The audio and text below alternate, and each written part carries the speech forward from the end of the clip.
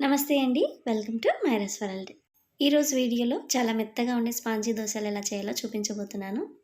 ముందు రోజు పప్పు, బియ్యం నానబెట్టే పని లేకుండా అప్పటికప్పుడు ఇన్‌స్టెంట్‌గా ఈ దోసల్ని చేసుకోవచ్చు.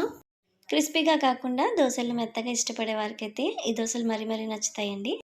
దీనికోసం ముందుగా ఒక పెద్ద బౌల్‌ని తీసుకొని ఇందులో 3 కప్పుల బొంబాయి రవ్వను వేసుకోవాలి. 3 కప్పుల రవ్వకు 3 కప్పుల నీళ్ళను వేసుకోవాలి. అంటే రవ్వను ఎంతైతే తీసుకున్నామో దానికి సమానంగా నీళ్ళను వేసుకొని ఒకసారి బాగా కలుపుకోవాలి.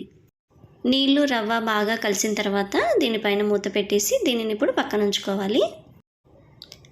ఇప్పుడు ఇంకొక బౌల్ని తీసుకొని ఇందులో 1.5 కప్పుల అటుకులను వేసుకోవాలి.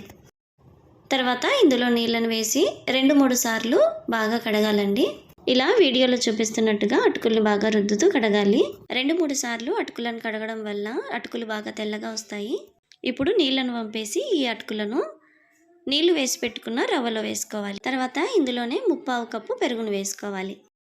ఇప్పుడు ఇదంతా బాగా కలిసేలాగా కలుపుకోవాలి. ఇక్కడ మీరు గమనించినట్లయితే నేను 3 కప్పుల రవ్వను వేసుకున్నాను.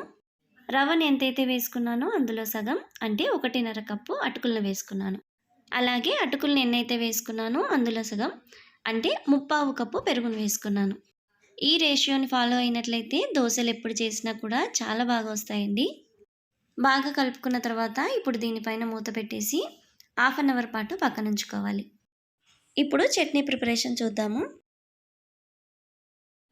ఇప్పుడు స్టవ్ ఆన్ చేసి ఒక ప్యాన్ని పెట్టుకొని ఇందులో 1 కప్పు పల్లీలను వేసి బాగా వేయించుకోవాలి.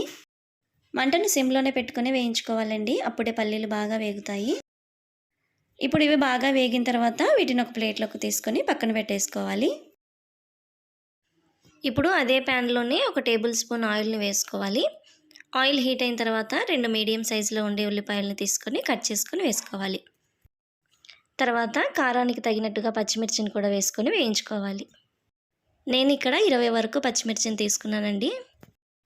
ఉల్లిపాయలు, పచ్చిమిర్చి బాగా వేగిన తర్వాత ఇప్పుడు వీటిని కూడా ఒక ప్లేట్లోకి తీసుకొని పక్కన పెట్టేసుకోవాలి. ఇప్పుడు మళ్ళీ అదే ప్యాన్లోనే 1 టీ స్పూన్ ఆయిల్ని వేసుకోవాలి. తర్వాత 4 పెద్ద సైజు టమాటాలను కట్ చేసుకొని వేసుకోవాలి. అలాగే 6 వెల్లుల్లి రెబ్బలను పొట్టు తీసి వేసుకొని కొంచెం చింతపండును కూడా వేసుకోవాలి. ఈ చట్నీకి టమాటాలు ఎక్కువగా ఉంటేనే బాగుంటుందండి. మీకు ఒకవేళ టమాటాల కంటే కూడా చింతపండు టేస్టే బాగుంటుంది అనుకుంటే 1 టమాటాను తగ్గించి వేసుకొని కొంచెం చింతపండును ఎక్కువగా వేసుకోండి, సరిపోతుంది. టమాటాలను వేసి కలుపుకున్న తర్వాత టమాటాల పైన కొంచెం లైట్గా ఉప్పును వేసి మూత పెట్టేసేయండి. ఇలా ఉప్పు వేయడం వల్ల టమాటాలు తొందరగా మగ్గుతాయి. ఇక్కడ వీడియోలో చూస్తున్నట్టుగా టమాటాలు ఈ విధంగా మగ్గితే సరిపోతుందండి. మరి మెత్తగా అవ్వాల్సిన అవసరం లేదు. టమాటాలు మెత్తబడిన తర్వాత స్టవ్ ఆఫ్ చేసేసుకోవాలి. ఇప్పుడు ఒక మిక్సీ జార్ తీసుకొని ఇందులో ముందుగా వేయించిన పల్లీలను వేసుకొని మరి మెత్తని పొడిలా కాకుండా కొంచెం కోర్స్గా మిక్సీ పట్టుకోవాలి. పల్లీలను మిక్సీ పట్టుకున్న తర్వాత ఇందులోనే వేయించుకున్న ఉల్లిపాయలు, పచ్చిమిర్చి, టమాటాలను కూడా వేసుకోవాలి. అలాగే రుచికి సరిపడా ఉప్పును, తగినన్ని నీళ్ళను కూడా వేసి మిక్సీ పట్టుకోవాలి. మిక్సీ పట్టుకున్న తర్వాత ఇప్పుడు దీనిని ఒక బౌల్లో వేసుకోవాలి. ఇప్పుడు ఇందులో తాలింపు వేసుకోవడం కోసం స్టవ్ ఆన్ చేసి ఒక గరిటెను పెట్టుకొని 1 టేబుల్ స్పూన్ ఆయిల్ని వేసుకోవాలి. తాలింపు కోసం ఎక్కువగా ఆయిల్ వేయాల్సిన అవసరం లేదండి. ఆల్రెడీ పచ్చిమిర్చి, టమాటాలను వేయించేటప్పుడు వేసాం కాబట్టి 1 టేబుల్ స్పూన్ వేస్తే సరిపోతుంది. ఆయిల్ హీట్ అయిన తర్వాత తాలింపు గింజలు, అలాగే ఎండుమిర్చి, కొంచెం కరివేపాకును కూడా వేసి వేయించుకొని చట్నీలో వేసి కలుపుకోవాలి. ఇప్పుడు మూత తీసి చూస్తే రవ్వ బాగా నానిపోయి ఉంటుందండి.